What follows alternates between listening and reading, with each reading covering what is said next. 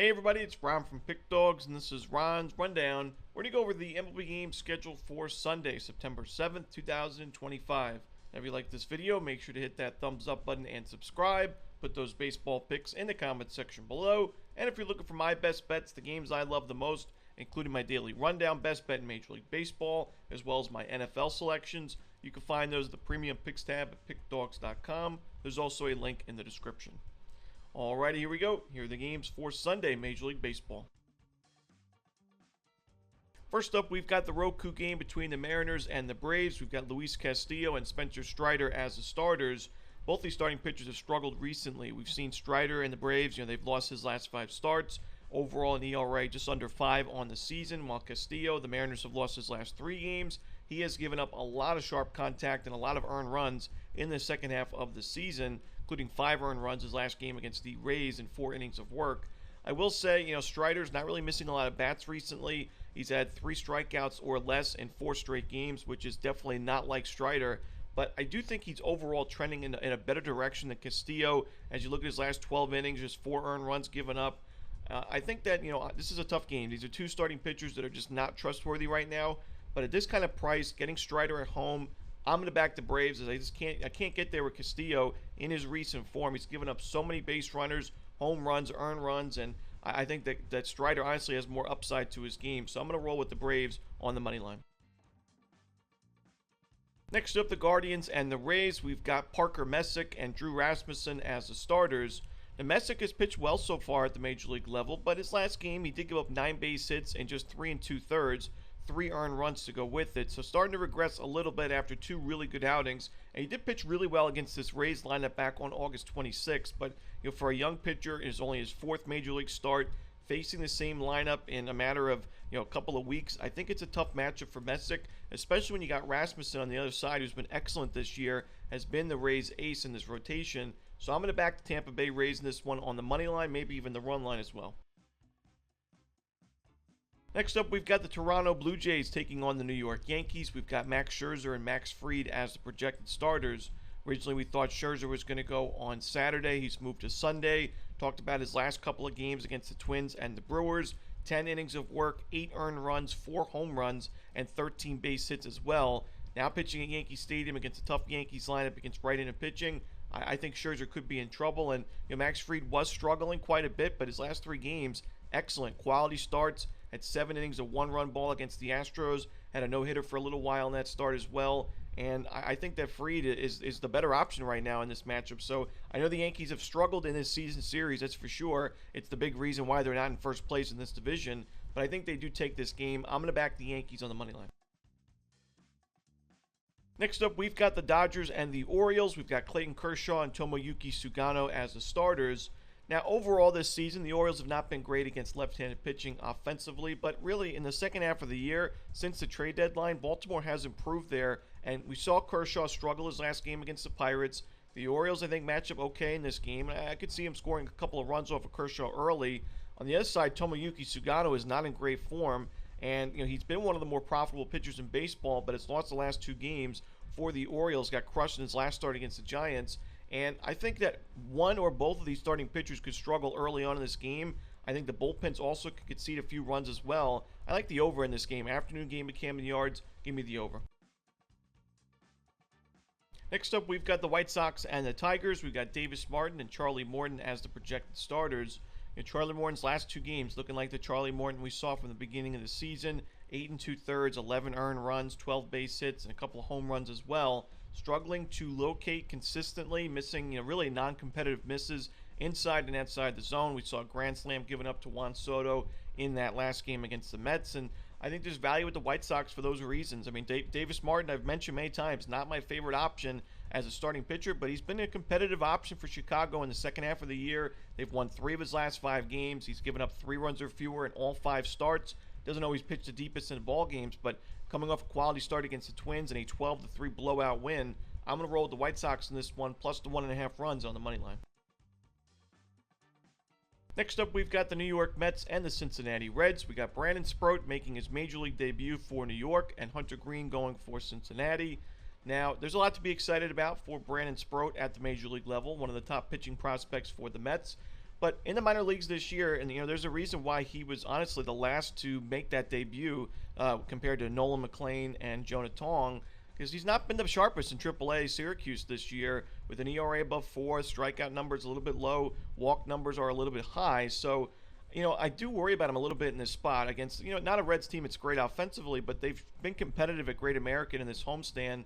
And we saw that earlier in the series. And Hunter Green, I just think it's a lopsided pitching matchup. Hunter Green is in great form right now. I know the Mets are crushing right-handed pitching, but this just looks like a spot where Cincinnati takes this game. I'm going to roll with the Reds on the money line at home. Next up, the Philadelphia Phillies taking on the Miami Marlins. We've got Taijuan Walker for Philadelphia, but no official starter right now for the Marlins. Now, I don't believe in the idea of a look-ahead spot in any sport. There's no data suggesting that there's any correlation or that it's relevant. But in this spot, I do believe in the idea of a throwaway game for Major League teams.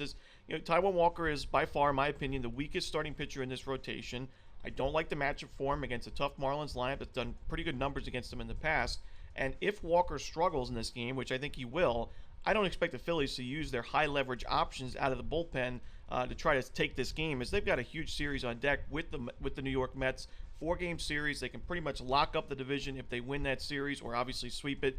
So for me, I don't, like I said, I don't think the Phillies lose this game because they're looking ahead to their big rival on deck. I think they lose this game because Taijuan Walker is not a great starting pitching option, and there shouldn't be any great options behind him if he struggles, only goes 3-4 innings. I don't look for the Phillies to bring out their best relievers. So I'm going to roll with the Marlins in this game on the money line. Next up, we've got the Twins and the Royals. We've got Bailey Ober and Michael Lorenzen as the starters. Now, obviously, it's been a tough season for Bailey Ober. He's not in great form right now either. I think the Royals can get to him for a few runs early and add a few runs on this not-so-great Twins bullpen. Then you look at Michael Lorenzen. I also don't think he's an amazing option for KC. The Twins have decent numbers against him in the past. I look for the over here to hit in Royals-Twins. Next up, we've got the Giants and the Cardinals. Kai-Wei Tang and Sonny Gray are the projected starters. Tang is not my favorite option on the mound, just similar to Davis Martin and the White Sox, but the Giants' offense is rolling. I think that Sonny Gray is not necessarily the best option currently for St. Louis, even at Busch Stadium, where he's had great numbers this season. We saw in his last game against the Athletics at Busch Stadium, 6 innings, 11 hits, 7 earned runs, 3 home runs. So he's been very inconsistent as of late. The Giants are on a roll. I'm going to side with San Francisco on the money line in this one. Next up, we've got the Washington Nationals and the Chicago Cubs. We've got Colin Ray and Andrew Alvarez as the starters. It's a tough game here. Alvarez pitched really well in his Major League debut. Not necessarily the best numbers in the minor leagues, but I do think for his first few games at the Major League level, we could see some decent outings for Alvarez like we saw in that debut. 5 innings, only 1 base hit, no runs, 4 strikeouts in a 2-0 Nationals win. Colin Ray had such a great start to the season for Chicago, but has kind of tailed off recently, and his ERA is above 4 now, 4.3. Even at Wrigley Field, an ERA above 4, and I think that the Nationals can do enough damage here to keep this game very close. You look at the last 4 games for the Cubs with Colin Ray on the mound. They were 2-2 in those games, but those 2 victories were just by 1 run, 7-6 in extra innings, 4-3 over the Brewers. So I think plus the 1.5 runs is the way to go with the Nationals. I think at least they keep this game within a run, if not win it outright. Next up, we've got the Rangers and the Astros. We got Patrick Corbin for the Rangers, Luis Garcia going for the Astros. Corbin had that really good outing against the Angels on August 26th, but outside of that one game, it's just not been great numbers for Corbin his last 5 starts combined. A lot of home runs, a lot of sharp contact, and he's got miserable numbers against his current Astros lineup with a .456 expected slugging percentage, .316 expected batting average. Garcia's pitched really well against his current Rangers lineup. He had a good outing in his season debut. I'm going to roll with the Astros on the money line in this one. Next up, we've got the Padres and the Rockies. We've got Dylan Cease and Tanner Gordon as the starters.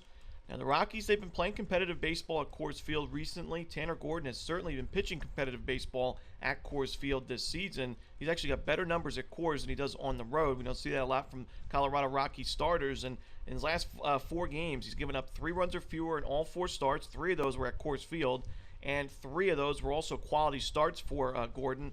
His last game, 6 innings, 9 strikeouts against the Cubs, 2 runs, and a 6-5 Rockies outright win. The Rockies have taken down the Diamondbacks, Dodgers, Astros, and Cubs in those last 4 games. So tough teams, tough offenses. Gordon has pitched well in those games, and the offense has backed him up. I think that we see the same here. I mean, Dylan Cease has just not been the same pitcher this season. He pitched at Coors Field last year, 2 starts, pretty good numbers. But I think the Rockies get to him. He's also not pitching deep into ball games. This is a good Padres bullpen, so it's not necessarily the worst case scenario if he doesn't go that deep into the game. But 4 innings, 4 and a third, 5, 3 and a third in his last 4 starts. It does put your team behind the 8 ball a little bit when you can only go 5 innings at the most. So I'm going to roll with the Rockies plus the 1.5 runs, maybe even the money line as well. Next up, the Athletics and the Angels. We've got Luis Morales and Mitch Ferris as the projected starters. Ferris, his season debut, pitched really well. It was 5 innings of 1-run ball, but that was against the Kansas City Royals, one of the weakest lineups in baseball against right-handed pitching. Now you're up against the Athletics, who in the second half of the season have been excellent offensively. And honestly, Ferris did not pitch too well in the minor leagues before getting the call up. So I don't think this is a great matchup for him. And Luis Morales has been very solid, very consistent for the A's in this rotation. They've won 4 of his last 5 games. Great strikeout numbers. The concern going into the year and through his first couple of games was the control. The walks were piling up, hit by pitches as well.